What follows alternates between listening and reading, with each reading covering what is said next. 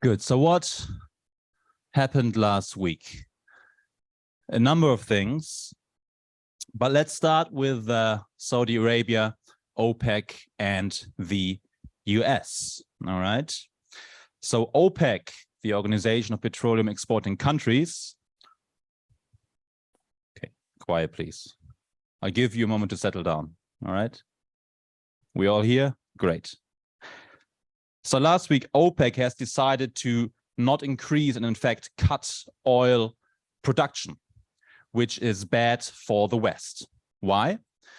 Because a cut in oil production means higher energy prices, which are already very high due to the war in Ukraine and the sanctions, right?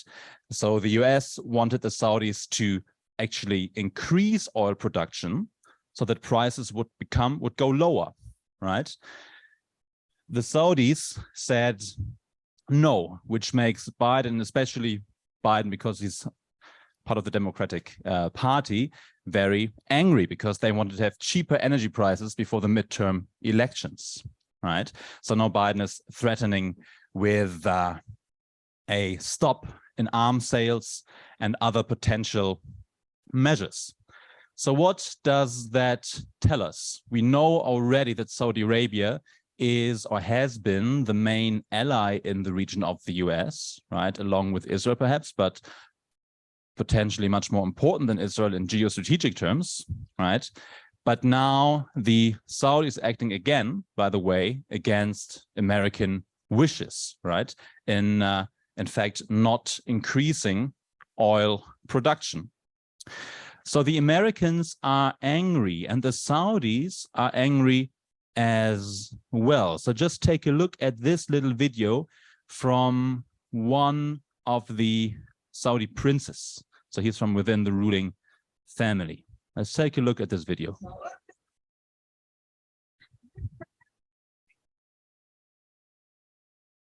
Or let's not. Yeah.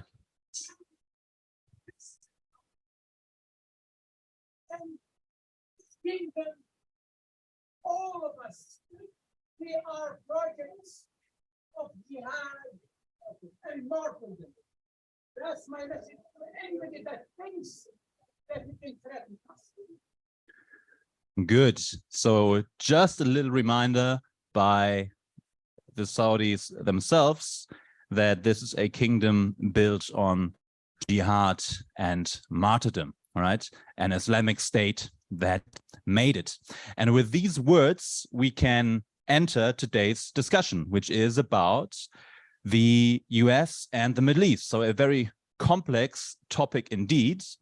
We will do a little tour of the history of the US in the region. We will cover a number of main aspects, and all of these main aspects we will go into in a bit more detail later on, right? When we talk about the Arab-Israeli conflict, for example, or when we talk about the Iraq wars, right? So let's start. And let's start with the Ayatollah Khamenei.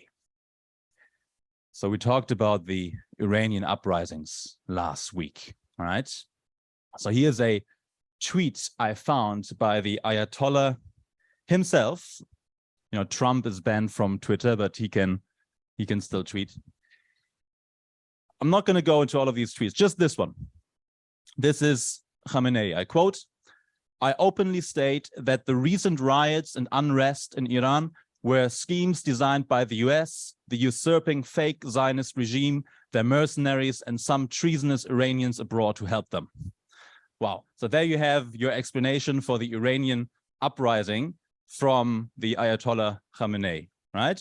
So quite a mind-boggling quote, I should say, right? Because we can safely say that the uprisings in Iran are uprisings against political repression by the regime that this man represents, right? And we've talked last session about the facile anti-imperialism of Islamic fundamentalism, right? We traced this back to Al-Afghani, and we looked for it in the speeches of the first Ayatollah Khomeini, and now we find it here as well. So this being said, there is a lot to criticize about US imperialism in the Middle East and North Africa, right? But we cannot criticize or in fact compliment the US for the uprising in Iran. That is something Iranians are doing by themselves, right?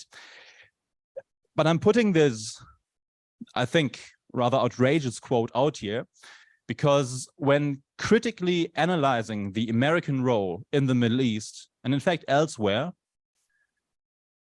you have to be critical, right? But beware of this idiotic type of anti-imperialism, right? Which blames the US for everything that's bad, which is going on, right?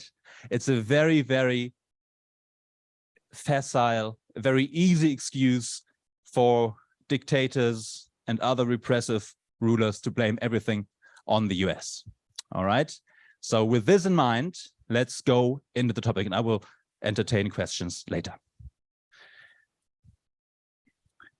You don't need to be the Ayatollah to be critical about the American role in the Middle East. Here's a tweet that is a bit older. I recommend, if you're on Twitter, to follow Carl Sharo. He is a very, very funny, very clever man from Lebanon, right?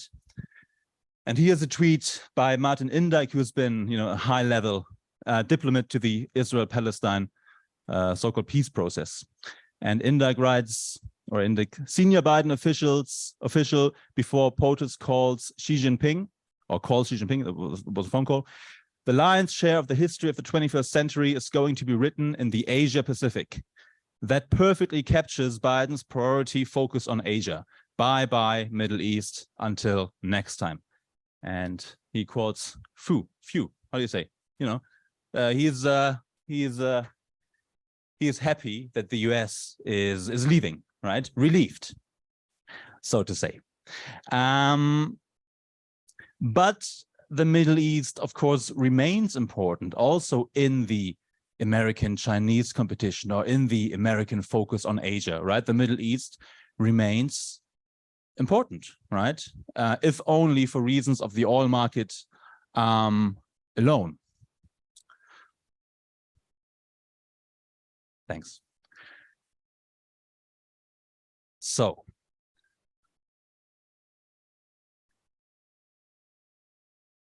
but this captures a widespread sense that the American role in the region hasn't been beneficial, right? And we will take a look at this American role right now. So how does it integrate into what we've talked about so far? We have talked about how MENA was integrated into the global system via the post-World War I settlement. Then we talked about Arab nationalism as one solution to the problem of autonomy and development. We talked about the failure of Arab nationalism, and we talked about how Islamic fundamentalism filled in the void left by that failure, right? So when we now look at the US, what we have to look at is the relationship of the US with Arab nationalism and with Islamic fundamentalism, right? We have to look at the interplay between the two, okay? This is our role. And we have to try to take a dispassionate look at the American role in the Middle East and North Africa. Now, of course, this is a big topic, and we'll move from basically 1945 until today, right? And we'll try to capture the big elements of the story of the US in the region, and we'll try to ask the main questions, political questions, historical and conceptual questions that you want to ask, because otherwise we'll get lost in detail. And this is how we'll do it. First, we will look at the Cold War. And for the Cold War, three things are important. First of all, oil. Secondly, communism. And then thirdly, Israel. We will look at these three factors in US foreign policy during the Cold War, or in fact, until the mid-1970s, because by the 70s, I would argue the Soviet Union was out, the Cold War ended. I'll tell you why.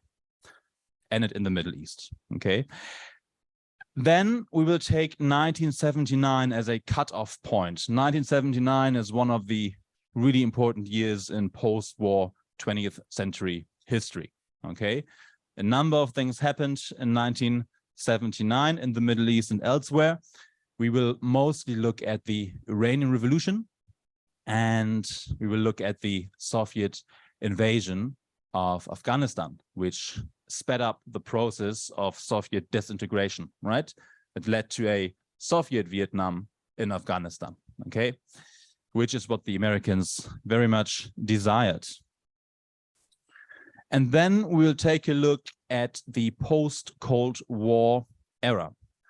Directly after the Cold War, 1990s, the US is the only game in town. It is at the peak of its hegemony, right? I don't think in this room anybody remembers the 1990s. Mike, we do. The US was dominant, right? Very different to its role in the region today, right? Where it cannot impose its will, not even on Saudi Arabia, as we've just seen, okay? But the question is why? And that's a question we will address also when we talk about the war on terror, Iraq, Afghanistan.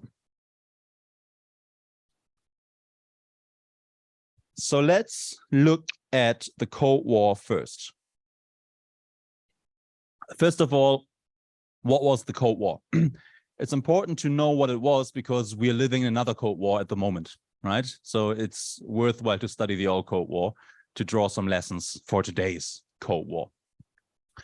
The Cold War was about two things, and historians and politicians and political scientists and so on argue about which thing was more important. But it was about systemic rivalry and it was about geopolitical influence, right? So a systemic rivalry between the two systems, obviously, of communism and capitalism, right? We do not have that type of rivalry today because the whole world is capitalist, right? So economically, it's a rivalry perhaps between different kinds of capitalism, but not even that, I'd argue. Different topic. Geopolitics and influence in the Middle East, right? If I don't own this country, you own this country, right? Zero-sum game over the Middle East that we look at. The problem with the Cold War for everybody that wasn't in the West or the Soviet Union was that it didn't actually concern them, right? But then it did concern them, of course, because the Soviet Union and the US were concerned about them. You understand what I mean? For Egypt, for Syria, the problem wasn't, am I going to be communist or capitalist? The problem was, how do I develop, right? How do I become sovereign? The questions that we already discussed. So for the whole global South, the Cold War was a distraction from its actual goals of proper decolonization, right? So when you study the Cold War outside of the West of the Soviet Union, what you have to study is the interplay, the intersection between global South struggles and goals and the Cold War, right? So Vietnam would be a case in point, important in the backdrop for what we're studying here as well. So studying the Cold War means studying this intersection, and it means thinking about how this intersection applies to the Middle East, right? And we've talked about the Suez War, talked about a few things. We will talk about these things again today. So we always come back to the stuff that we've already learned.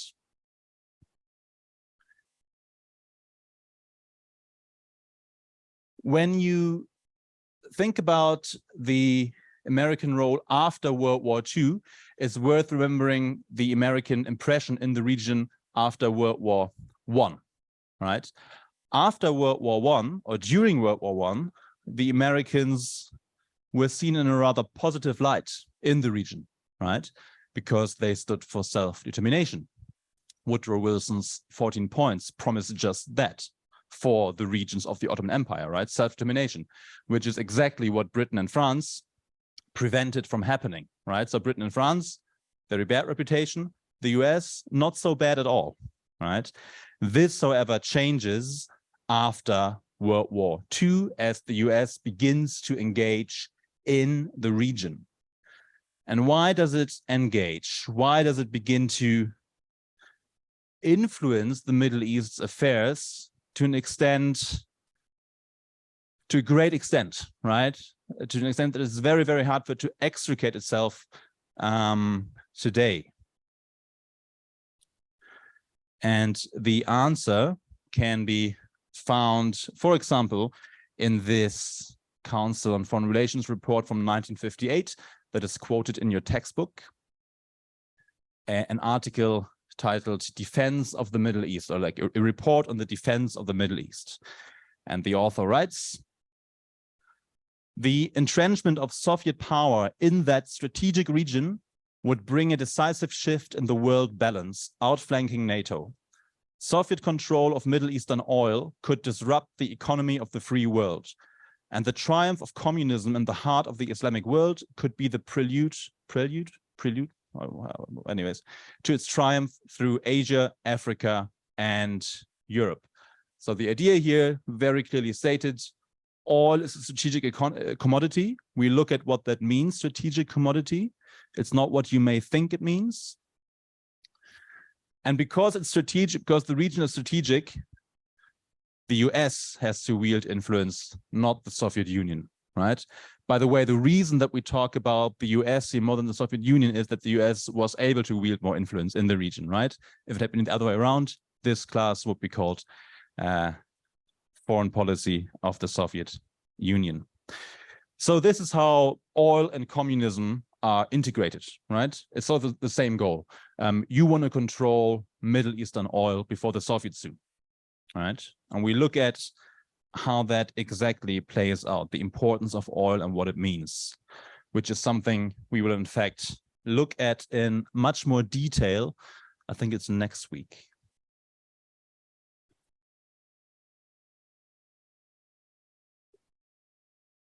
So why is oil so important? After World War I or during World War I, but especially after World War II, the global economy switched from coal to oil, right? Remember, coal powered Britain's industrialization, right, in the 19th century. And now the new strategic commodity, or the crucial ingredient for industrialized economies, is oil. If you look at the US imports in the 1970s about half of its oil, and half of that half, 25%, comes from the Middle East. And in fact, this period during the oil shock is the moment that the US most depends on outside supplies. We'll take a look at this history later. And for Europe, it is in fact a lot more. I've written down the numbers. So let me quote from Daniel Jürgen, who is the authority on that subject. In 1955, coal provided 75% of total energy use in Western Europe, and petroleum just 23%. This is post-World War II, in the immediate post-war. By 1972, coal's share had shrunk to 22%, while oil's had risen to 60%, almost a complete flip-flop, right? So when you have a change in the energy mix, you know about this future change also early on, right? Right now, we already know that we have to switch to green, otherwise we're doomed, right? But we're not there yet, but we're moving there, hopefully, right? So it was very clear after World War II, before that, in fact, during World War II, that oil would be the big commodity, the big price of the future, right? And that materialized over the post-World War II decades, so that in the 1970s, Europe couldn't do without Middle Eastern oil, right? Just as Germany today can't really do without Russian energy, right? Which is why the German economy is a little bit doomed, and Europe in general. Now, today, the US is energy independent. It can produce enough energy, oil and gas, a lot of it through the shale oil revolution, the fracking technology, to be independent, right? Theoretically. Which means that the US doesn't need Middle Eastern oil for itself today. So why would Saudi Arabia still be an important ally? Why, does that make any sense? I mean, the US doesn't need the oil. They objectively don't. Yes, exactly. It's basically if you control, or if you play a large part in controlling global energy supplies, you obviously this helps in being the global hegemon, right? It helps in controlling other things too. If you control the basic ingredient of industrialized economies, right? So this is what strategic commodity means. It means being able to tell the Saudis to increase production so that Russia suffers, right? That is a strategic commodity. The fact that the US isn't able to tell the Saudis to do that, or that the Saudis are just doing their own thing, this tells you something, right? It's quite a dramatic shift, right? But this is what oil as a strategic commodity means. So the sort of like popular imagination around this topic often is that, well, the Western country goes somewhere to steal the oil, right? But it's more complicated than that, right? So the reason why the US is so interested in Gulf oil is because the leverage control over the oil market gives you, right? Something we'll get into next week a lot more. Now, for the Soviet Union, like, it's a bit strange, because for the Soviet Union, oil actually isn't an issue, right? The Soviet Union always has had enough oil and gas to supply itself, right? So for the Soviet Union, which did not want to extend its empire, oil wasn't a strategic commodity at all, right? I mean, after a certain, basically, after the post-war years were over with, the Soviet Union did not seek expansion. It sought stabilization, right? Which meant it didn't need oil, right? So this makes the whole oil thing a little bit weird, right?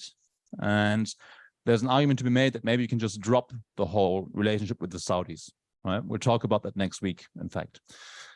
But oil there's an obvious importance attached to it, but it's also a strange topic, right?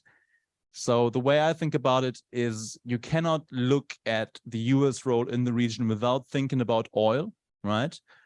But if you reduce everything to oil, then you're being reductionist, right? Then you're only seeing one thing and you're not seeing other important things, ideologies, path dependencies, and just sort of like bizarre policy failures as well, in fact.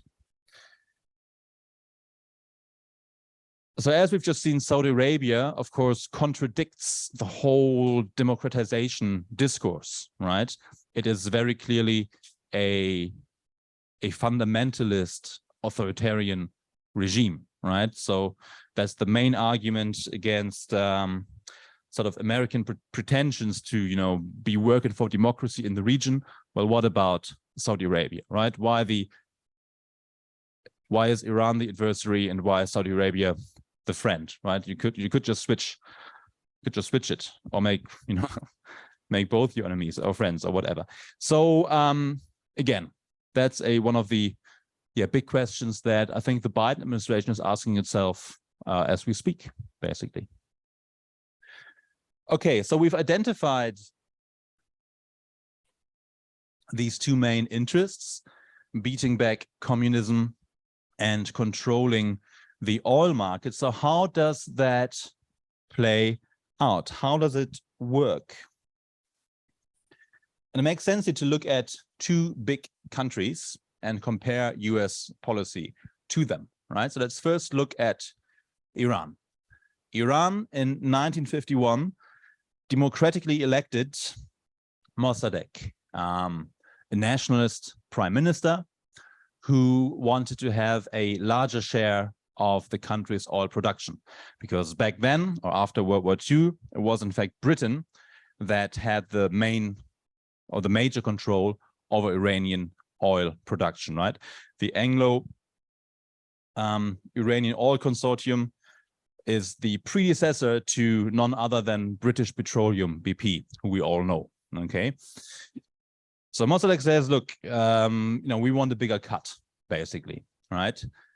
For Britain, this was seen as impossible because most of British oil, in fact, a lot of oil that was circulating in Western Europe came from Iran, right? So strategically, for Britain, that was a no-go, right? So what happened? I think you all know the story. Britain convinced the US, namely the CIA, to organize a coup against Mossadegh, right? That's the big story in 1950s Iran, a British-US coup against Mossadegh. One of the reasons why conspiracy theories still have can echo so well, right? This is one reason why Khamenei can say these things and sort of, I don't think he can get away with it now, but like get away with it at least in the ears and eyes of some people, because there have been these kind of coups, right? These backdoor sort of coups back then, this type of like meddling in purportedly sovereign nations. So Mossadegh is overthrown and the Shah is reinstated, right? And what happens is that Iran becomes an authoritarian country that modernizes quite rapidly, but that modernization benefits, of course, the elite much more than anybody else. So you have political repression, a brutal secret police, and economic inequality, and this patron-client relationship with the US, to put it politely, that will all work together to culminate in the Iranian Revolution later on. And ironically, under the Shah, Iran did actually receive a much larger cut of its oil production, right? With the remaining share being divided between the US and Britain, right? So this is before the 1970s era of oil nationalization.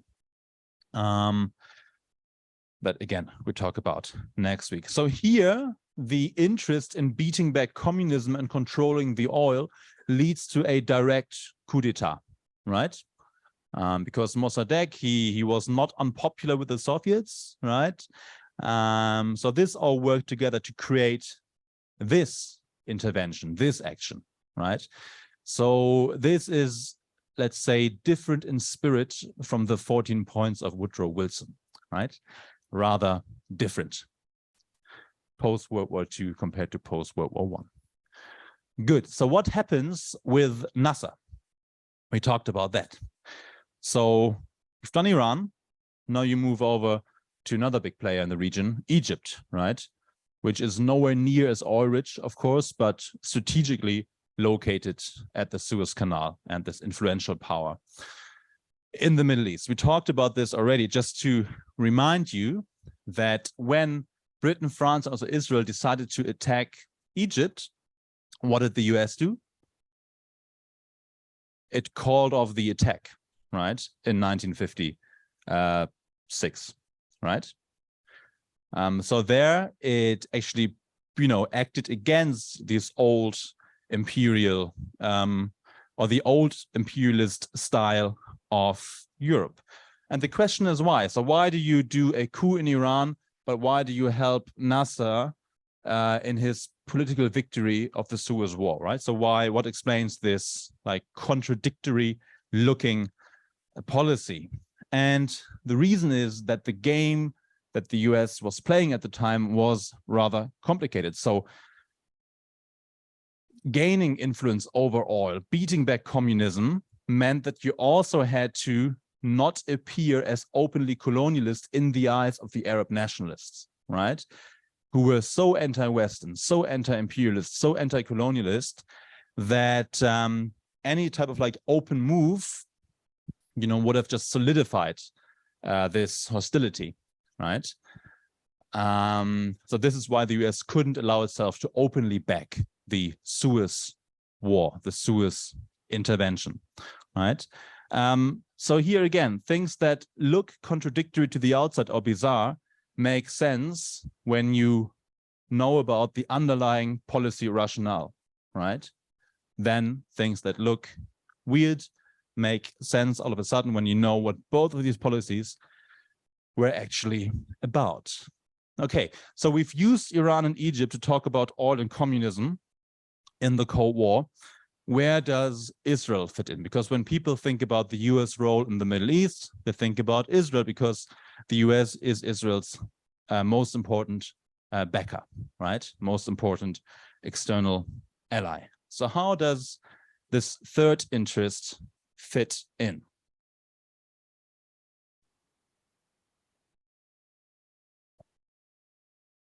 Before 1967, Israel was a rather inconvenient ally for the US.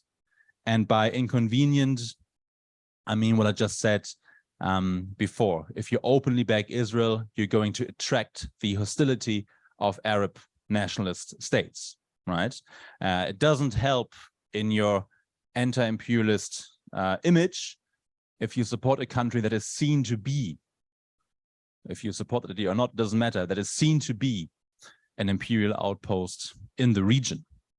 So that's the key problem. And this is why before 67, Washington did not, in fact, supply Israel with heavy arms, right? There was a bit of like defensive weaponry, but overall, the Israeli state was not a recipient of US military aid, right? In fact, France was a lot more important.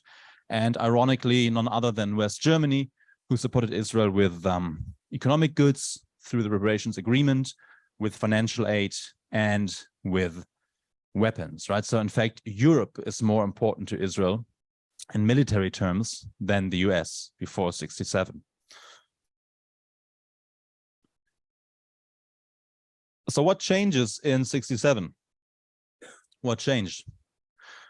Well, quite clearly, what Israel managed to achieve in 67 was a decisive victory against Arab nationalism, right? So for Israel, that war was a war of well, preemptive self-defense, you could say, right? So this was a war to prevent or win the next round of Arab-Israeli warfare that was seen as inevitable, right? That was the Israeli perspective. But of course, from a Cold War perspective, a regional war between the Arab states and Israel had a totally different meaning, right? The meaning of, again, beating the Arab nationalists under Nasser. And this is when Israel becomes, you know, the biggest recipient of American military aid in the world. So it's not directly after 67, but in the years that follow, you know, the aid would amount to 3 to 3.5 billion US dollar per year, which is enormous, right? So basically, after 67, and especially after 73, the US makes sure that Israel cannot be defeated militarily in the region, right? That is the core of the relationship, making sure that the country cannot be defeated militarily. Again, the Arab-Israeli conflict is a topic we will cover in much more detail later.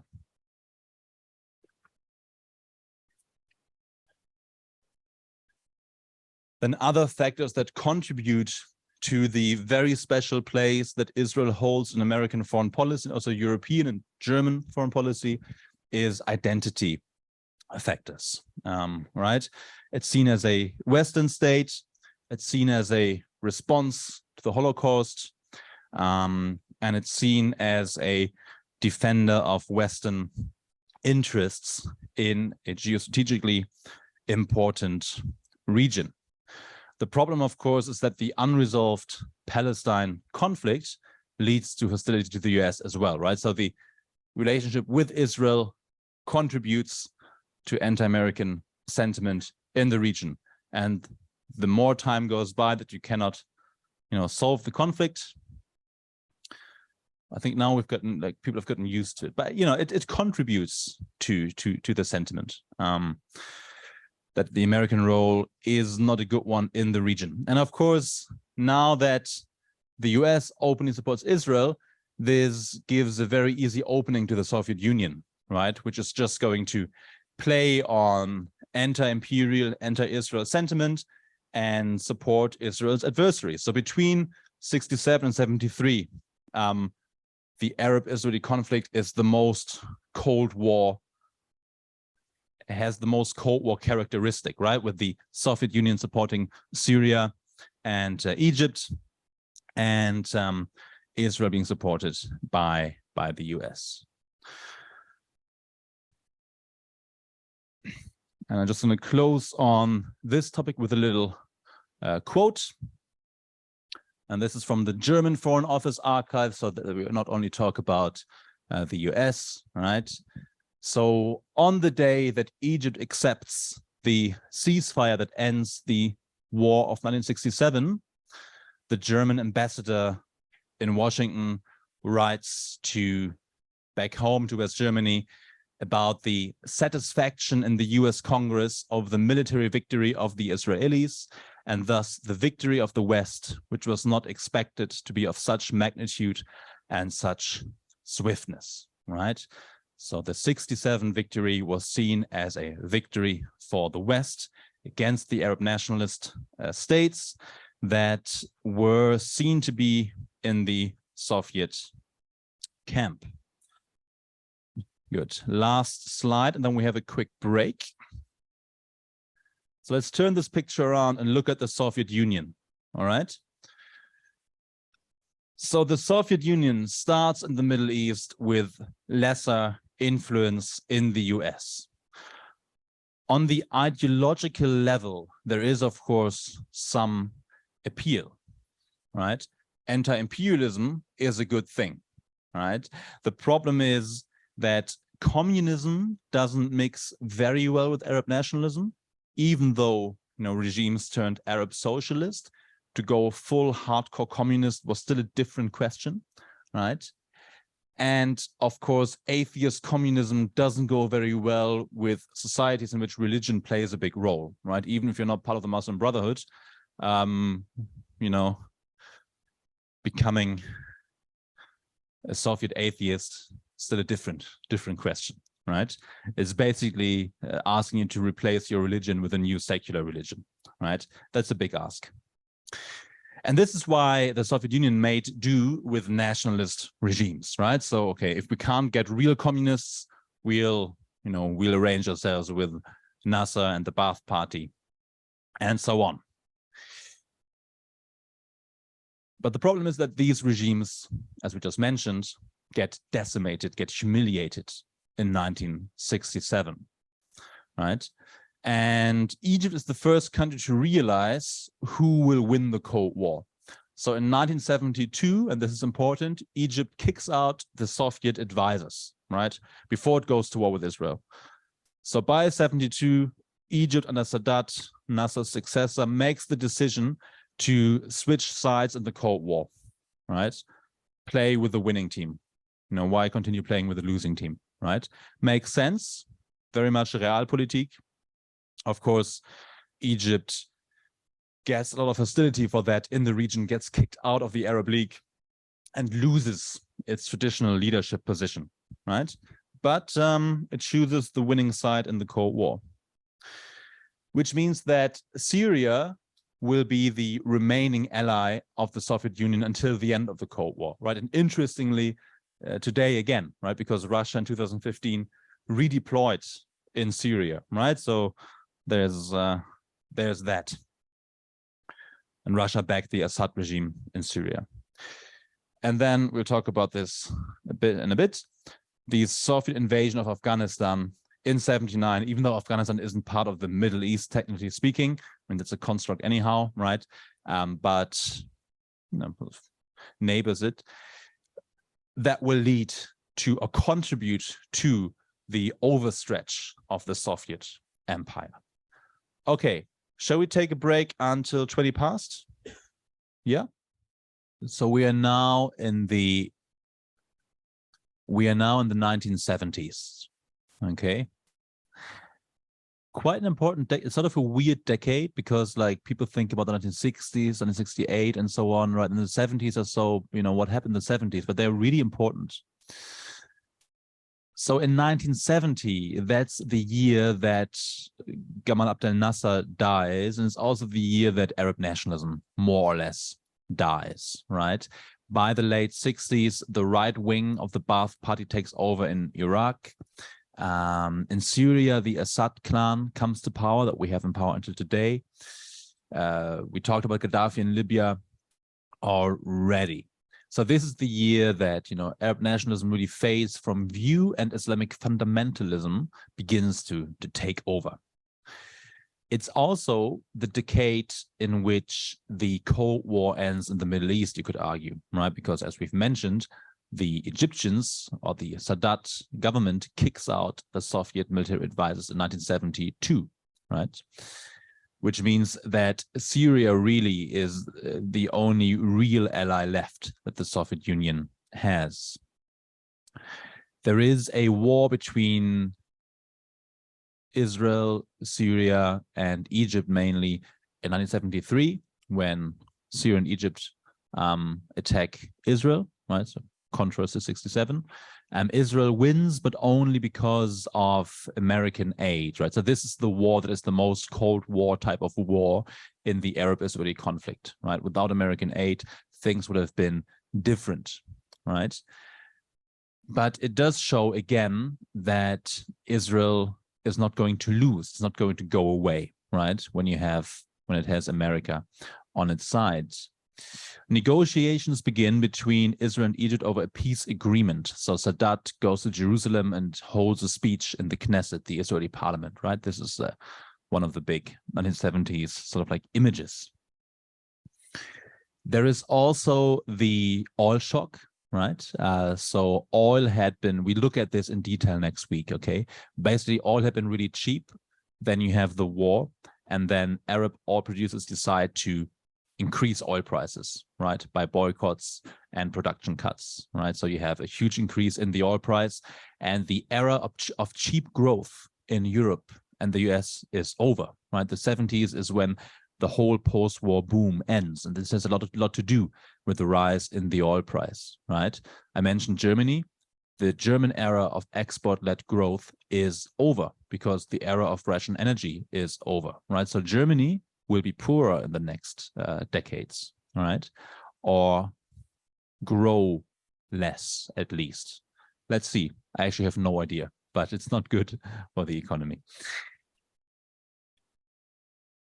For the US, which is itself a major producer of oil, the shock is easier to digest, right? It's much harsher on the Europeans, on Germany, on Japan, which, have grown to be semi-serious competitors to the US, right? And also it elevates the power of Arab oil producers, especially Saudi Arabia, right? So the growth of Gulf power comes in the 70s, right? Before that, it was the era of the power of the Arab nationalists. Now the oil producing states, they have the power. Power really shifts towards the oil producing countries, right? The 1970s are the decade of oil nationalization. We've talked about Iran and how its oil was in fact, or the profits of its oil production went mostly first to Britain and then to the US and Britain, right? In the 70s, Arab states nationalized the oil industries, to be talked about next week. What changes geostrategically is then quite a lot. So Egypt, by the time of the peace agreement in 79, will become a US ally on the southern flank, right? Israel is an ally on the western flank. Saudi Arabia and Iran, this is before 79 or around 79, are allies to the east, right? And then you have Turkey, which is a NATO member, in the north. So things are looking a lot better for the US in the Middle East than they do in Southeast Asia, right? Remember, this is the time of the Vietnam War. So you have to also think about the Vietnam War when you think about the Middle East in the 1960s and 70s. So just a quick look on the map. What does it mean? This is before Iranian Revolution, right? So the fact that Egypt signs a peace deal means that Israel cannot be attacked from two sides, right? So Jordan is very happy with that because it never wanted into the whole hostility, right? And yeah, so it leaves Syria in a way, right? So this, you could argue, ends the Arab-Israeli conflict, right? Because since after this agreement or this peace deal, you didn't have a multi-front war against Israel, right? Didn't happen, right? So yeah, so this is obviously a major development. This is an ally, Saudi Arabia. Iran is an ally. Turkey is an ally. So this leaves Syria and Iraq sort of like in the middle, like squished in the middle, right? So things are looking good from a geostrategic perspective, but of course they change when Iran turns from client state to adversary, right? And also the Soviet invasion into Afghanistan over here at first doesn't look so great from the Cold War mindset. And you have to remember the Cold War mindset was crazy, right? Think about the Cold War mindset when you think about today's Cold War mindset as well, right? Paranoia abounded during that time. And my recommendation is that you watch Dr. Strangelove by Stanley Kubrick, a 1960s movie on the nuclear bomb. Very, very timely, very current, very current. Dr. Strangelove, my movie recommendation for the week. Okay, so this is the 1970s. And in 79, things change due to the Iranian Revolution and the Soviet invasion of Afghanistan. But other things happen in 1979 as well. So first of all, the aforementioned peace deal between Egypt and Israel, right? Then also in Saudi Arabia, Islamist militants take over the Grand Mosque in Mecca, which is a sign of things to come. So Saudi Arabia, when you look at the history of its foundation, is an Islamic fundamentalist state, right? But the fact that it's allied with the US, that it hosts a US airbase, that attracts the hostility of the pure jihadis, right? Bin Laden, for example, who we'll meet later. And Saddam Hussein becomes Iraq's dictator, undisputed sole dictator in 1979, right? Very anti-American. So this is all like a bit worrying from Washington's perspective, but the Iranian Revolution and the Soviet invasion are the two big ones. Now, I think the Arab-Israeli conflict is a bit too popular in the West, at least. And in the West, we forget about other wars, right? I'm not sure about Hong Kong, how things work over here. But when I give this class in, say, Germany, there's a lot of students who don't know about the Iran-Iraq war, which raged from 1980 to 1988, right? That's 8 years of war between Iran and Iraq.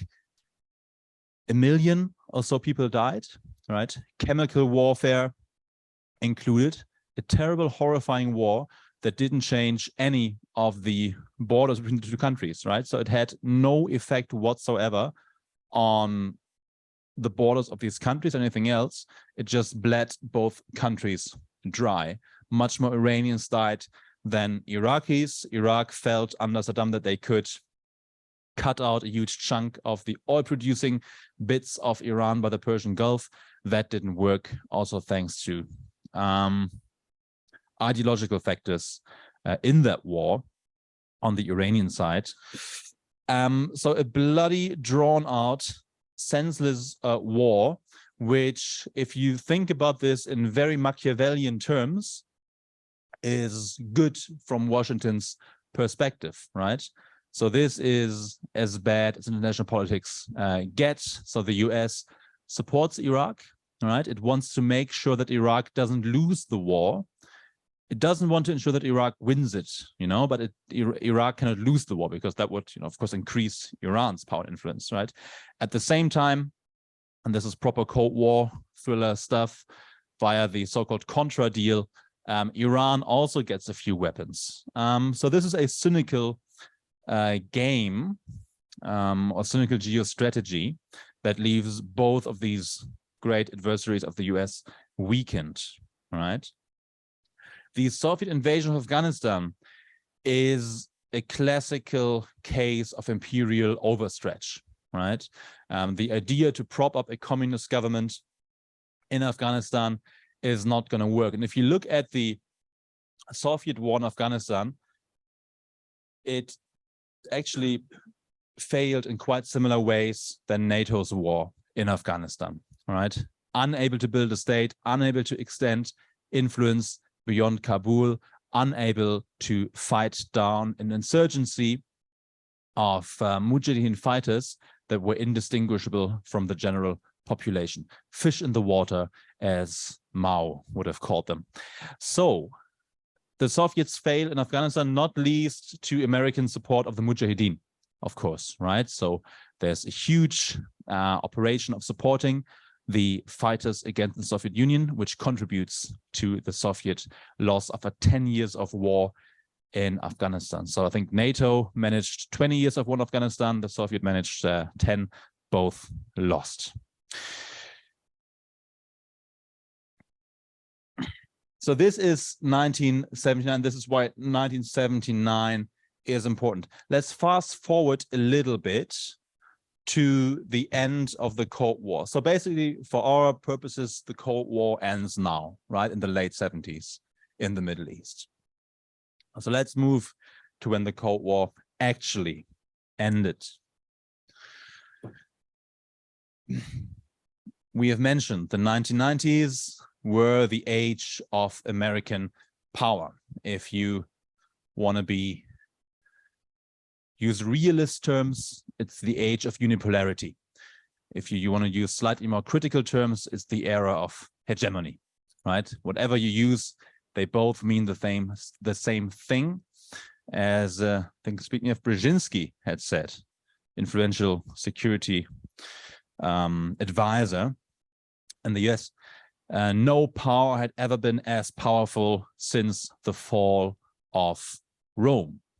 And this materialized in the Middle East. So let's look just briefly, we revisit this, at the post-Cold War goals of the US in the region. And then let's see what happened to them. Because if you want to understand the American role in the region today, it's of course worthwhile to go back to the Suez Crisis or to Mossadegh, right? But it's even more worthwhile to go back to the post-Cold War period, okay? So in the 90s, we see three things, basically. First, there's the Gulf War against Iraq. So Iraq tries to annex Kuwait. The Americans assemble a grand coalition of countries and decimate the Iraqi army in a show of American hyperpower. The goal then becomes the dual containment of the two big adversaries, Iran and Iraq. So these form the, the major poles of anti-US policy in the region, right? Along with Syria to some extent. But these are the two big players that need to be contained. And then you have the Oslo peace process between Israel and the PLO, which doesn't work. We have a whole session on that, on why there's no two-state solution to that conflict, right? So basically these three things. So the US is at the peak of its influence in the region, which totally declines until today, right? We have no two-state solution. We have Saudi Arabia, that doesn't listen to the US. The US cannot oppose its will in Iraq. It's just one amongst different players in Iraq. Same thing in Syria, right? So it's unable to unilaterally impose what it wants in the region. It's one player amongst many, right? In the whole current breakup of authoritarian order. So we have to add to all of this the Arab revolts and their fallout, which we'll do towards the end of this class, where all of this stuff sort of culminates. So this is the question you have to ask yourself: why the decline in power after the Cold War? Okay. And one way to do this is to look at Iraq. So Iraq, after the Cold War, represents the zenith and the nadir, I'm sorry, my English is so bad, of American power, right? This is when the US demonstrated its hyperpower and also when it showed its decline, right, in Iraq. How? you have to look at the two wars against Iraq. The first one in 1991 was a huge display of US military power, right? Remember, the US had lost in Vietnam, right? It had lost against a ragtag band of insurgents, right? It can't win insurgencies, but it can win classic wars, right? Wars between states.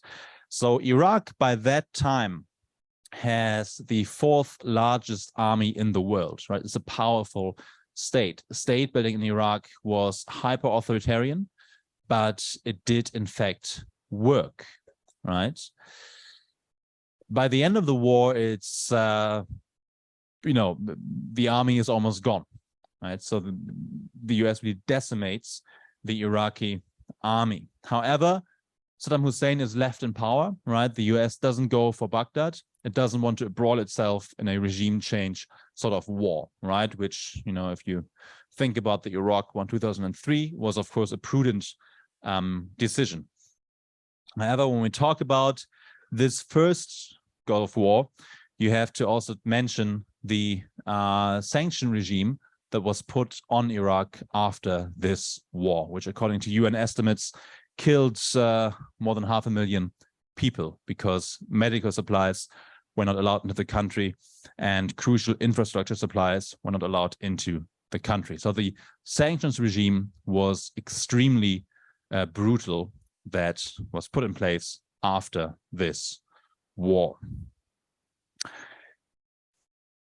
Then the next Iraq war is fought in 2003, right, as a response to 9/11, right? I mean, of course, Iraq, none of this defends Saddam Hussein, who was a cruel dictator, obviously, but Iraq had nothing to do with 9/11, right?